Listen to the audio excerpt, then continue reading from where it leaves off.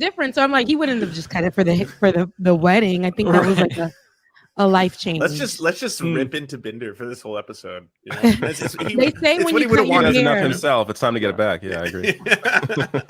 they say when you cut your hair, something in your life is changing. So maybe, something in his life is changing. Really? Maybe. Like I had to make it real deep, right? Because you guys, you're gonna like, okay.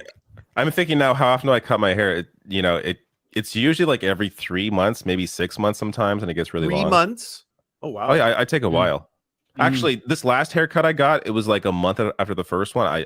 I never do that. So you just keep it right here. You keep it like just right up in here. Well, my hair tends to like I have like a Portuguese afro, so it kind of grows like up, but like out.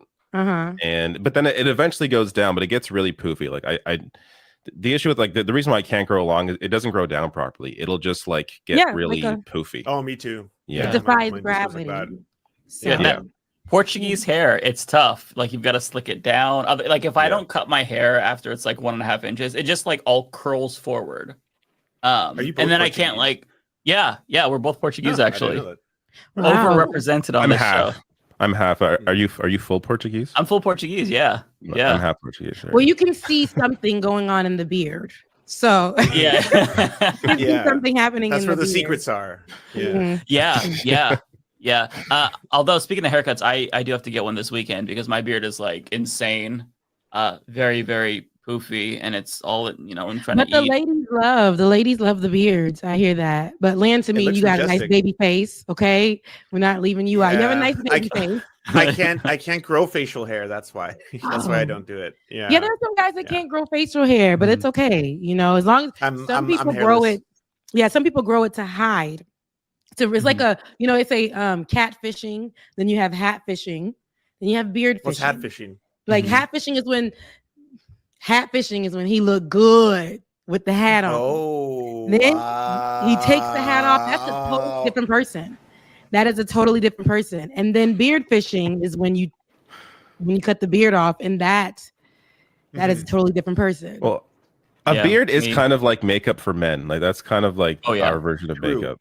Is it? True. Yeah, I mean, I put so much like products in my beard. Like I have beard oil, I have beard wax, which is basically like hair gel. Because I mean, it's like it's beard hair. Like it's not like the hair on your head, so you really have to make sure that it's it's kept. Otherwise, it's gonna get a little bit gross. So yeah, I do it. I try to make it nice. Take care of the beard. Yeah, it's a whole process. I know it is. I can imagine, but yeah. Well, beards, beardless. You guys are all handsome. So. Oh, thank you. You're gorgeous yourself, obviously. Thank you. It's true. Thank you. I might grow a little bit of a mustache, but we are. Well, I make sure I get it laser. We all right. I find that's a new thing now. When you compliment someone, you have to add respectfully at the end. Respectfully. I'm not objectifying you. I'm not trying to objectify you. You are beautiful, but respectfully. Well, thank you. I do see how these days that may be a thing. I don't know if I don't want to say people are being oversensitive, but then there's just like a lot of creepy people and people who jump boundaries. So it sucks because somebody's giving you a compliment genuinely, but then they have to add things like respectfully. Women have to do that to men too. Like, hey, I think you're really respectfully, so they can know the difference. Hey, I'm not trying to push. Not hating on you, just like saying it's nice. Yeah. I think it's wholesome. I actually really like that. It's better than me every time. Like if I say like a girl's like pretty, I'm like, oh wow, you look really pretty. It's like I'm gay. I'm not hitting on you. I'm sorry. So respectfully is a very nice like substitute for that. You're pretty. So here's my husband, by the way. Yeah. Like I'm not saying it. I'm just saying like the hair looks amazing. You look really good. It's an even better compliment. No, when a gay man tells you look good, you just know, girl, you look good. I'll take that. Yeah. Well, what's in the news on this Thursday? It's Friday Junior. I know there's a lot of weird things happen, just out of pocket things. So what you guys got on your radar? On that note, the most weird thing to me this week that happened is that Justin Trudeau, the Canadian Prime Minister, and his wife are separating. They broke up on the gram. Yeah, they broke up on the gram. It was announced on Instagram is where they announced it. It was like, okay. Wait. What's the information? Like, what is this? Is now that I didn't know about, because Justin Trudeau was like one of the most finest, for us back in the day. We were like, dang, Justin. Yeah, but that was before everyone knew about the blackface and all the other. Oh yes, that was before. Yeah, he's not clear. Let's be clear. He's a problematic crush. Okay. Okay. I'm not sure what I mean. I got to be honest. I don't really care what's in their personal history, but as far as I know, I don't know. There's like rumors of stuff and like maybe infidelity or something, but no one really knows anything. I think it's just they were married for 18 years and they have 3 children and they're tired of each other. Like that's probably what happened. It's got to be really stressful in a relationship. How long were they married? 18 years. Wow. I got 3 kids. Yeah. I mean, that's not to say they had to break up because of 18 years. No, but but also one of the most stressful jobs in the world. Not in ran of course. Ay. Do you want to read it? What they said? Yeah, go ahead. Yeah, it's very short. Let's get into it. So here from Justin Trudeau's official Instagram account. Hi, everyone. Sophie and I would like to share the fact that after many meaningful and difficult conversations, we have made the decision to separate. As always, we remain a close family with deep love and respect for each other and everything we have built and continue to build. For the well-being of our children, we ask that you respect our and their privacy. Thank you. Okay, short and sweet.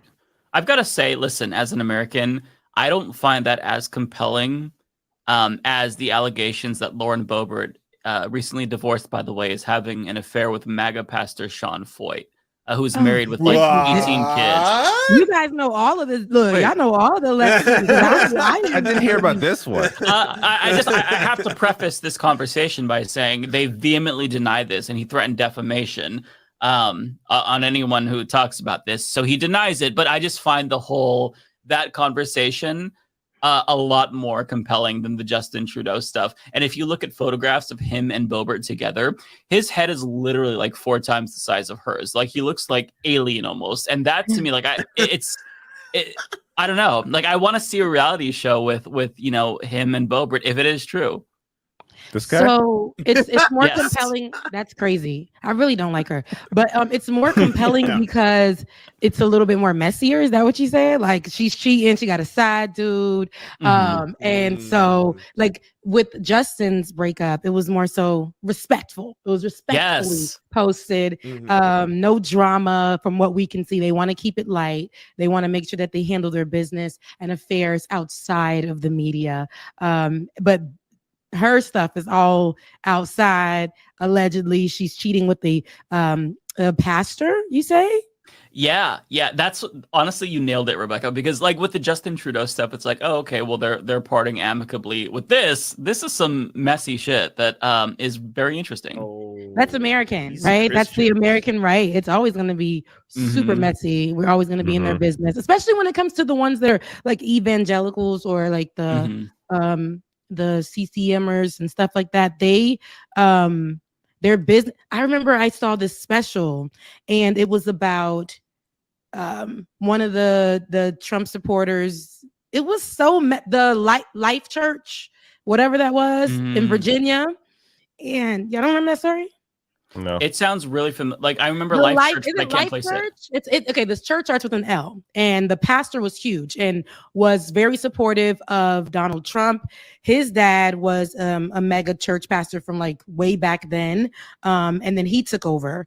And Life University is on the campus of where the church is. It's like a cult out there, and I think it's Virginia. One of the people, I guess, he started sleeping with a young man who was a pool boy actually started sleeping. They do creepy stuff. Yeah, they do creepy things. Yeah.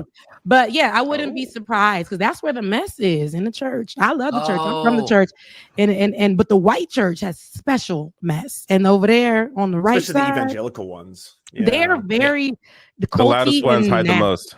Yeah.